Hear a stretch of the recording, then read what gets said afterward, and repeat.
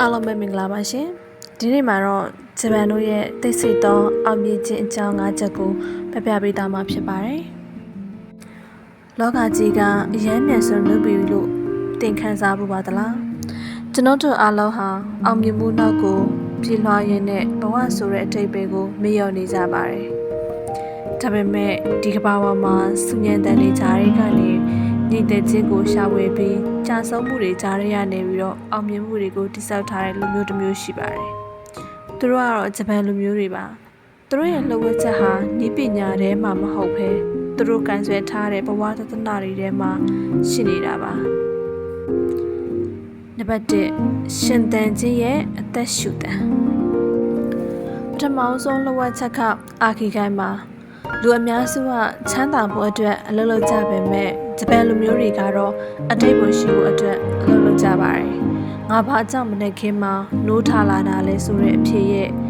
မိကွန်းရဲ့အဖြစ်ဟာတင်းရဲ့အာခိကိုင်းမှာပဲတင်းနှလုံးသားကတကယ်လိုလားတဲ့အရာကိုရှာတွေ့ထားတဲ့နေ့ဟာတင်းဘဝတကယ်စတင်တဲ့နေ့ပါပဲ။နံပါတ်2အကွဲကြောင်းနေရအလှတရားကျွန်တော်တို့ကိုသင်ပေးထားတာကတော့မပြည့်စုံခြင်းဟာအပြစ်မဟုတ်ပါဘူးဆိုတာပါပဲကျွန်တော်တို့ဘဝမှာရရှိခဲ့တဲ့တရားတွေအမှားရွတ်တွေနဲ့ကြာဆုံးမှုတွေဟာကျွန်တော်တို့ကိုပို့ပြီးတော့တန်ဖိုးရှိစေပါတယ်အရာရာကိုပြီးပြည့်စုံအောင်ကြိုးစားနေမယ့်အစားရှိနေတဲ့အခြေအနေမှာတွင်ငြိမ်ချမ်းမှုကိုရှာဖွေတတ်ဖို့ဒီအယူဆလမ်းပြပေးပါတယ်အချက်တော့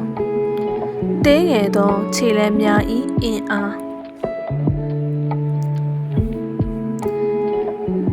ဂျပန်လိုတော့ကမ်စင်လို့ခေါ်တယ်။ကမ်စင်ကတော့နှိမ့်ချတမှုကိုအခြေခံပါတယ်။မနေ့ကထက်ဒီနေ့တရားခိုင်လုံးပိုကောင်းအောင်နေထိုင်ခြင်းပါပဲ။ကြီးမားတဲ့အပြောင်းလဲတွေကိုလူတွေကကြောက်ရွံ့တတ်ကြပေမဲ့တင်းငယ်และခြေလမ်းလေးတွေကိုတော့ဘယ်သူမှမဆိုလှမ်းနိုင်ပါတယ်။ဒီတင်းငယ်และခြေလမ်းလေးတွေစုမိတဲ့အခါကမ္ဘာကြီးကိုတုန်လှုပ်စေမဲ့အောင်မြင်မှုတွေဖြစ်လာတာပါပဲ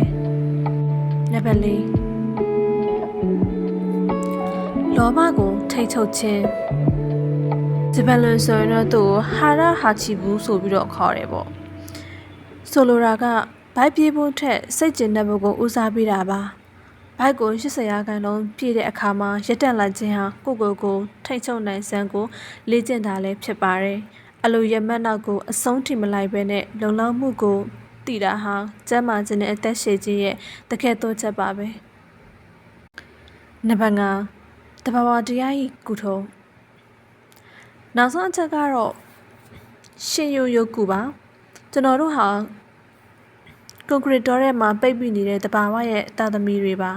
တစ်ပေတွေချမ်းမှာလမ်းလျှောက်တာတဘာဝရဲ့အတန်ကိုနားထောင်တာဟာခန္ဓာကိုယ်တင်ကိုယ်သာမကဘူးစိတ်ဝိညာဉ်ကိုပါကုစားပေးပါတယ်မြေကြီးနဲ့ထွေတွေ့ရပါ